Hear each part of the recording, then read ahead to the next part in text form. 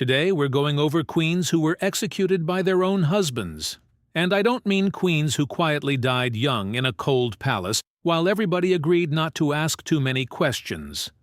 I'm talking about a husband signing a warrant, hiring a professional, and standing his own wife on a wooden platform in front of a crowd before breakfast.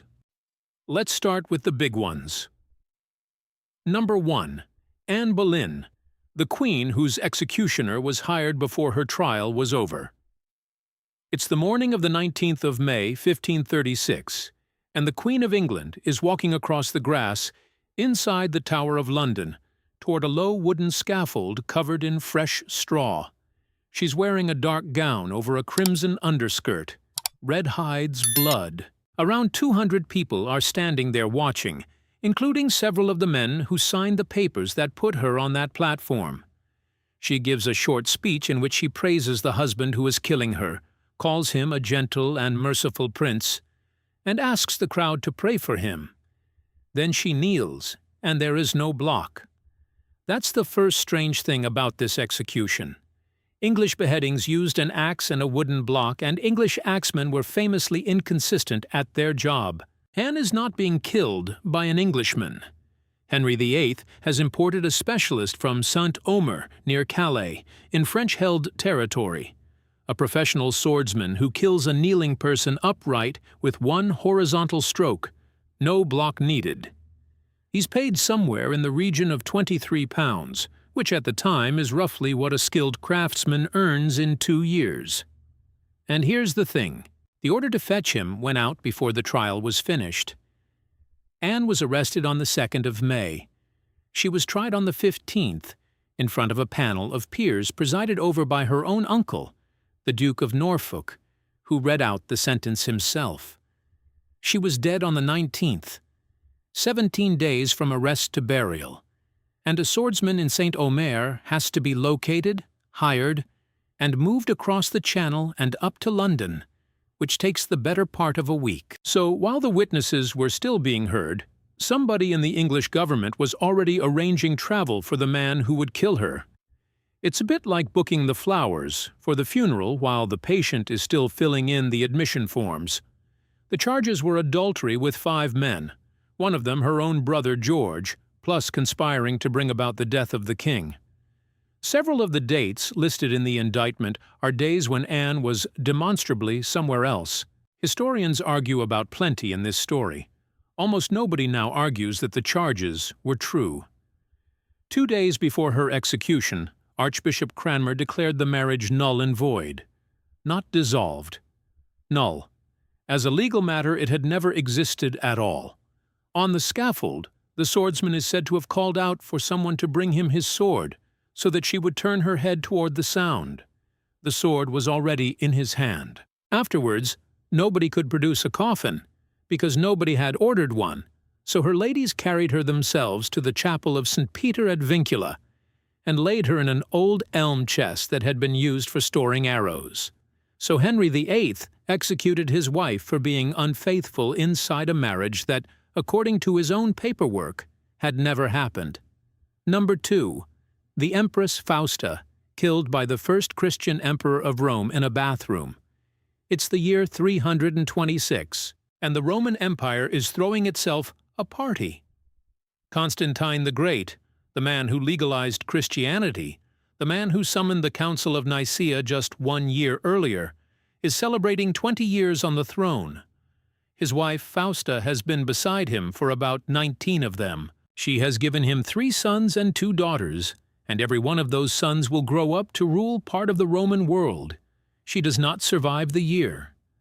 Fausta was the daughter of the Emperor Maximian, handed to Constantine at around 17 as a piece of political arithmetic between 2 men who did not trust each other. In 310 that mistrust broke open, and according to the sources, Fausta warned her husband that her own father was moving against him. Maximian was captured and forced to hang himself. She had chosen the marriage over her blood, and for 16 more years that looked like the correct decision. Then in 326, Constantine had his eldest son Crispus arrested and put to death at Pola, on the coast of what is now Croatia. Crispus was not Fausta's son. He was the child of an earlier relationship. He was a genuinely successful commander with his own following in the army, and he was standing directly between Fausta's 3 boys and the throne. And here's where it gets really interesting. Within weeks, Fausta died in the hot room of a bathhouse. The accounts say the furnaces were built up, the doors were shut, and she suffocated in the steam. A Roman bath is a building specifically engineered not to kill the people inside it. Turning one into a lethal chamber required somebody standing outside, deliberately feeding the fire for a while. Why any of this happened is where honesty is required. The writers who tell the story are hostile, later, and very fond of a moral. The most repeated version says Fausta accused Crispus of trying to seduce her, that Constantine believed her and executed his son, and then discovered she had lied. Another version says she was the one accused of an affair with a servant. Some modern historians suspect the whole thing is a Greek tragedy borrowed and stapled onto real deaths. What nobody disputes is the hard outline. The emperor's son and the emperor's wife both died in the same year, both on his orders, and afterwards their names were chiseled off public monuments across the empire. Damnatio memoriae. Officially, neither of them had ever existed. Constantine spent that year being praised as the man who had brought a new moral order to Rome. He spent the rest of it editing the family portrait. Number 3. The Lady Zhen. The empress they buried with her mouth full of rice husks. It's the year 221 in the city of Ye in northern China, and a rider arrives from the new capital carrying an imperial order. The woman he's looking for is 38 years old and hasn't seen her husband in over a year. Her husband has just deposed the last Han emperor, ended 4 centuries of dynasty, declared himself Emperor Wen of Wei, and moved the court to Luoyang without her. The order says she has to kill herself. Lady Zhen did not start out in that family. She was married to Yuan Shi, son of the warlord Yuan Shao, and when the city of Ye finally fell after a long siege in 204, the teenage Xiao Pi walked into the captured Yuan household, found her there, and took her for himself. He was 17. She was 21, 4 years older than him, and for the next 16 years she was his principal wife and the mother of his eldest son. Then he became emperor, and the woman he favored was Lady Guo, who was clever, ambitious, and had no children of her own to complicate the succession. Zhen stayed behind in Ye. She complained in writing, according to one account, in the form of a poem about a wife thrown away like an old fan. The order arrived shortly after. But it got weirder. According to a later history, she was buried with her hair pulled down over her face and her mouth packed with chaff. This is not decoration. In the belief system of the period, the dead can bring a case against the living and testify in the courts of the underworld. Hair over the face blinds her. Chaff in the mouth silences her. Somebody made sure that the woman he had just ordered to die would not be able to describe what had happened to her. It's the ancient equivalent of taking someone's phone off them so they can't post about it, except it was intended to hold for eternity. 5 years later, Cao Pi died at 39, and Lady Zhen's son took the throne. He restored his mother's honors, gave her the posthumous title of Empress Wenzhao, and then turned his attention to the Empress Guo. The accounts vary. Some say she died of sheer fear under his questioning, others that he ordered her death outright. Several of them agree on one detail. She was buried with her hair over her face and her mouth full of chaff. Xiao Pi went to enormous trouble to make sure his wife could never speak about what he did. He simply forgot that her son was still in the building. Number 4. Catherine Howard, the queen who asked for a practice run. It's the night of the 12th of February, 1542, in a room in the Tower of London, and the Queen of England makes a request. She asks for the execution block to be brought to her. It is brought. She kneels on the floor and lays her head on it, and then does it again, so that in the morning she'll know how to do it properly. She is roughly 19. Nobody bothered to write down the year she was born. They married on the 28th of July, 1540, and that date is worth holding on to, because it's the same day Henry had Thomas Cromwell beheaded. He was 49. His armor from around that period has a waist of roughly 52 inches, and one of his legs carried an ulcer that never closed. The marriage lasted about 18 months. It came apart in November of 1541, when Archbishop Cranmer left a letter for the king during Mass, because he couldn't bring himself to say it out loud.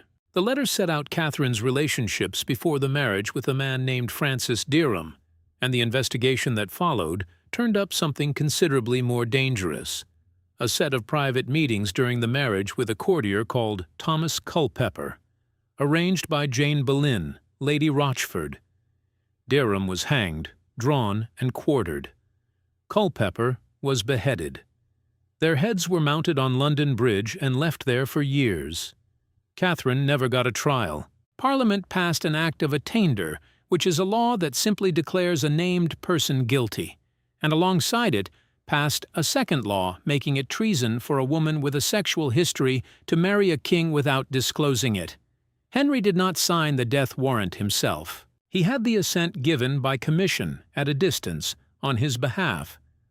The really wild part is that the story about her practicing on the block comes from a chronicle historians handle with tongs, written by someone working at second hand, and the famous line often attributed to her, that she died a queen but would rather have died the wife of Culpeper, comes from the same doubtful source and is almost certainly invented. What is properly documented is quieter and worse. On the morning of the 13th, she was too weak to climb the scaffold steps unassisted, and her actual speech was entirely conventional. She said she deserved to die and asked people to pray for the king. Jane Boleyn was executed minutes later on the same platform, and she was the widow of George Boleyn, who had been executed 6 years earlier for the crime of being Anne Boleyn's brother. They buried Catherine in the chapel of St. Peter ad Vincula, a short walk from Anne Boleyn, who was her first cousin and who had been killed by the same husband. In 18 months of marriage, Henry gave Catherine Howard a household, a set of jewels recycled from her predecessors, and a burial plot next to a relative. So, there you have it. 4 queens executed by the men who married them. Anne Boleyn, killed by a French swordsman who was already being hired while her trial was still running. Fausta, sealed into her own bathhouse by the emperor who had spent the previous year presiding over a church council. The Lady Zhen, buried with her mouth stuffed with chaff so that she could not accuse him after death. Catherine Howard, rehearsing on the block by candlelight so she would get it right. And the thing that connects all 4 is that not one of these men needed to do it. A convent, an annulment, a quiet estate a long way from the capital, a title and a pension and silence. Every one of those options existed, and every one of them was cheaper and easier than a scaffold, a crowd, and an imported executioner. They chose the public version anyway, which suggests that removing the woman was never really the point. The point was that everybody had to watch her go,